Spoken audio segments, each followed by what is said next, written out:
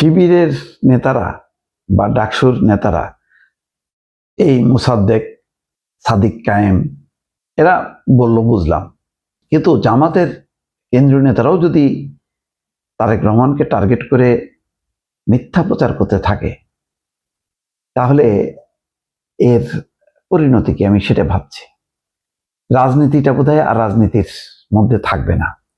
সেই আবার আওয়ামী লীগ আমলে যেমন হানাহানি চলছে, চরিত্র হনন সেই পর্যায়ে। আমি আজ পর্যন্ত কিন্তু একবারও শুনিনি তারেক রহমানের মুখে জামাতের কোনো নেতাকে পার্সোনালি অ্যাটাক করতে।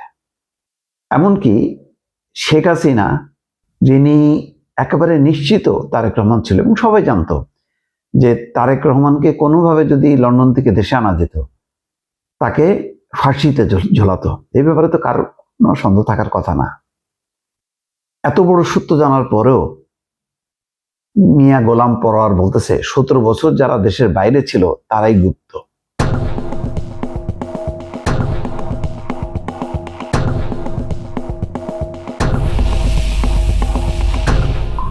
এত ভাই গুপ্ত বললে এত ক্ষিপ্ত হয়ে যাচ্ছে কেন? আমি তো বুঝি না। এটা তো সত্য। এই ডাকসুর ভিপি সাদিক কায়েম সহ জয় বাংলা স্লোগান দিচ্ছে, তাদের এই ভিডিওগুলি প্রকাশ হচ্ছে। আরো অনেক সবাই ছিল মানে ছাত্রলীগের ভিতরে, হেলমেট বাহিনীতে ছিল তাদের। এগুলো তো তারাই ডিক্লেয়ার দিয়ে বলছে যে আমরা ছাত্রলীগ করতাম, এখন আমরা আসলে শিবির। এটা গুপ্ত না? ছাত্র দলের একজনও বলছে যে আমি ছাত্রলীগের মধ্যে ছিলাম, আমি ছাত্রদল। একজন কর্মীও তো বলে নাই। এবং এই যে ছাত্রদলের পরিচয়, বিএনপির পরিচয় রাজনীতি করতো, এই জন্য তাদের কম খেসারত দিতে হয়েছে। আচ্ছা, সবচেয়ে বড় ডিজাস্টার কি ছিল? দ্বাদশ জাতীয় সংসদ নির্বাচনের আগে 28 অক্টোবর যখন বিএনপি বিশাল শোডাউন করলো, তার পাশে ছিল জামাত ইসলাম। জামাত ইসলামের একটা মানে কর্মীর গায়েও কি টোকা দিছিল ওই শেখ হাসিনা সরকার?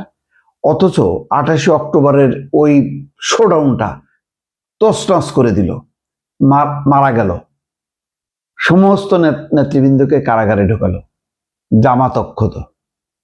এখন মিয়া গোলাম পরোয়ারের মতো নেতা, যিনি সেক্রেটারি জেনারেল, তিনি বলতেছেন 17 বছর যারা বাইরে ছিল তারাই গুপ্ত। এটা তো তারেক রহমানকে উদ্দেশ্য করে বলছে। ওরা তারেক রহমানের নাম ধরে বলে, আর উনি হচ্ছেন তারেক রহমানের নামটা বললো না। আমি শিরোনামটা দেখেই বলছি। তো 17 বছর কিভাবে গুপ্ত ছিল? 17 বছর ধরে কি উনি কি একদম আড়ালে ছিল? উনি কি দলের ভারপ্রাপ্ত চেয়ারপারসন হিসেবে তিনি বক্তব্য দিতেন না? প্রতিদিন বক্তব্য দিতেন, প্রতিদিন কথা বলতেন। বরং লন্ডনে থেকে উনি যে পরিমাণ গণসংযোগ করতেন, ম্যান টু ম্যান কথা বলতেন, সারাটা দিন রাত কথা বলতেন। তৃণমূলের একজন কর্মীকেও ফোন করতেন। শুধু কর্মীকে না, কর্মীর স্ত্রীর সঙ্গেও কথা বলতেন, সান্ত্বনা দিতেন। ভাই, এগুলি কি আমরা জানি, আপনারা জানেন না? আপনারা তো আরো হাই লেভেলে, ওনারা আরো যখন তখন কাছে যান, চারিপাশে যান। আমাদের তো সেই সুযোগ হয় না। কিন্তু আমরা তো জানি যে উনি যখন কথা বলেন, কাউকে ফোন দেন, তখন শুধু তার সাথে কথা বলেন না, তার স্ত্রীকেও শুভেচ্ছা জানান, তার সাথেও কথা বলেন, দুষ্টুমিও করেন আন্তরিক পরিবেশে। এখন এইটা কি আমি জানি না। এখন যেভাবে তারেক রহমান তার কন্যা জাইমা রহমানকে কেন্দ্র করে যেভাবে এআই দিয়ে ছবি বানায় চরিত্র হনন করা হচ্ছে, এটা শুধু একটু কল্পনা করেন ভাই। জাস্ট 2টা বছর পিছনে ফিরে যান, 15টা বছরের কথা চিন্তা করেন। এটা কেউ সাহস করতে পারছে? শেখ হাসিনা নিয়ে একটা লাইন বললে সাথে সাথে সে গুম। আর এখন অহরহ বলে যাচ্ছে প্রকাশ্যে। এখন মিয়া গোলাম পরোয়ার যদি বলেন যে 17 বছর গুপ্ত, 17 বছরে উনি কি খুব ইচ্ছা করে ওখানে থাকছে? উনি যদি ফিরে চলে আসতো বা নিয়ে আসা হতো, ওনাকে কি ফাঁসিতে ঝোলানো হতো না? তাহলে খুব ভালো হতো, পথের কাঁটা সরে যেত, আজকে তারা হয়ে যেত প্রধানমন্ত্রী, রাষ্ট্র ক্ষমতা চালাতো। এটাই জ্বলছে তাদের। আমি তো বুঝে উঠতে পারি না তাদের চাওয়াটা কি। 17 বছর গুপ্ত থাকলো কোথায়?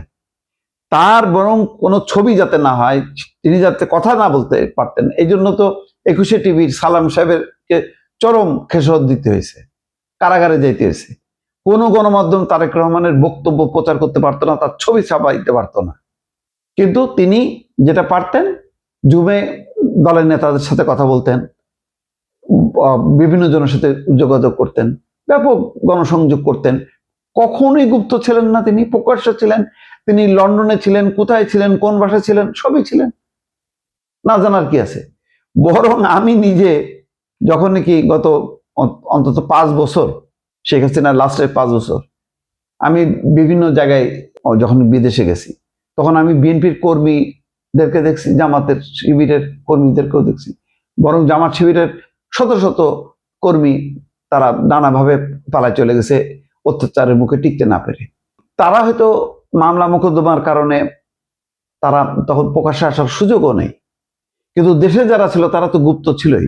এই গুপ্ত বলাতে একবারে এত ক্ষিপ্ত হয়ে কারণটা কি আমি তো এটা বুঝি না। যা সত্য সত্য, এটা তাদের রাজনৈতিক কৌশল। বলুক আমরা হ্যাঁ গুপ্ত ছিলাম, আমাদের রাজনৈতিক কৌশলের অংশ, সেটা নিয়ে আলোচনার সমালোচনা হতে পারে, কিন্তু এত ক্ষিপ্ত হওয়ার কি কারণে? এবং তার পাল্টা হিসেবে যেটা সত্য নয় সেটা তারেক রহমানকে উদ্দেশ্য করে, যিনি দেশের প্রধানমন্ত্রী, তাকে বলা যে তারাই গুপ্ত ছিল। উনি প্রতিনিয়ত কনফারেন্স করতেন, এটা কি কেউ জানতেন না? জামাতের নেতারা জানতেন না? আমার তো মনে হয় জামাতের নেতাদের সাথেও নিশ্চয়ই তিনি কথা বলেছেন। বলবেন না কেন? রাজনৈতিক প্রয়োজনে বিরোধী সমস্ত রাজনৈতিক শক্তি, নেতৃবৃন্দ, দলকে তিনি কথা বলেছেন। আমি তো দেখলাম ওই যে জেনারেল ইব্রাহিমকে তিনি কিভাবে বোঝালেন খুব ঠান্ডা মাথায়, যে আপনি যদি যান তাহলে কি হবে, আপনার যাওয়া উচিত না, এইভাবে বলে তিনি ভদ্রভাবে যেভাবে কথা বলছেন। এবং অনেকেই ফিরে আসছেন, ইব্রাহিমকে ফেরাতে পারেন। করছেন কি জন্য? রাজনীতির স্বার্থে, যাতে হাসিনা স্বৈর শাসনের বিরুদ্ধে সবাই ঐক্যবদ্ধ থাকে। এখন উনি হয়ে গেলেন গুপ্ত। কি অবস্থা রাজনীতির! এত মিথ্যাচার, তাও মানে মাথায় টুপি দিয়ে, দুঃখজনক।